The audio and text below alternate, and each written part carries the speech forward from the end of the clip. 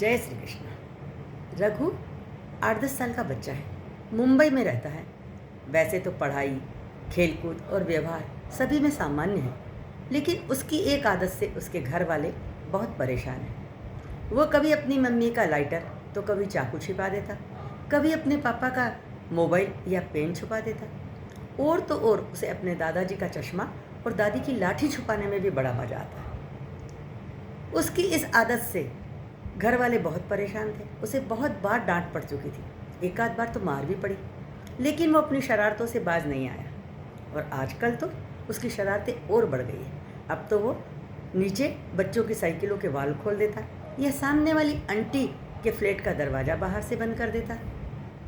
Lockdown में जब कुछ छूट मिली तो रघु अपनी माँ के साथ अपने नानू के घर रतलाम आया। यहाँ भी उसकी शरारतें जारी थी। कभी वो बछड़ा खोल देता तो कभी कुएं में बाल्टी डाल देता, लेकिन नाना नानी का लाडला होने के कारण यहाँ डांट से बच जाता। उसके नाना का खेत रतलाम से 15-20 किलोमीटर दूरी था। इन लोगों ने खेत पर 2-4 दिन रहने का प्रोग्राम बनाया। अब यहाँ कोई टीवी वगैरह तो था नहीं, तो रघु अपने नाना के साथ शाम को दूर दूर तक घूमने जाता। एक शाम जब वो लौट रहे थे तो उन्होंने देखा कि एक खेत के मजदूर अपना काम ख़त्म करके कुएं पर हाथ मुंह धोने के लिए गए हुए थे। एक मजदूर के जूते झाड़ी के पास रखे थे। बस जूते देखते ही रघु को शरारत सूझी और उसके नानू समझ गए। उन्होंने कहा, आज मेरे तरीके से शरारत करते हैं। ऐसा कहते हुए अपने जेब से उन्होंने 100 के 2-3 नोट निकाले और मोड़कर रघु को जूते में रखने के लिए कहा। रघु ने वैसा ही किया। जब मजदूर मुंह हाथ धोकर वापस आया और जूते में अपना पैर डाला तो जैसे ही उसे कुछ स्पर्श हुआ, उसने तुरंत घबराकर अपना पैर वापस निकाला, क्योंकि खेतों में बिच्छू, सांप जैसे जहरीले कीड़े जूतों में छिप जाते हैं। मजदूर ने जैसे ही जूता उल्टा किया, उसमें से 100 का एक नोट निकला। मजदूर ने अपना दूसरा जूता भी उल्टा किया तो उसमें से 100 के 2 नोट निकले। अब तो मजदूर का चेहरे का रंग ही बदल गया, आंखों में आंसू आ गए। वो जमीन पर बैठकर आसमान की तरफ देखते हुए बोला, भगवान तू बड़ा दयालु है। मैंने कई दिन से अपने बच्चे से एक खिलौने का वादा किया था। कल ही उसका जन्मदिन है और मालिक ने एडवांस देने के लिए मना कर दिया। मुझे नहीं पता ये रुपये किसने रखे हैं, लेकिन जिसने भी रखे हैं वो मेरे लिए किसी भगवान से कम नहीं है। अब तो रघु का चेहरा देखने लायक था।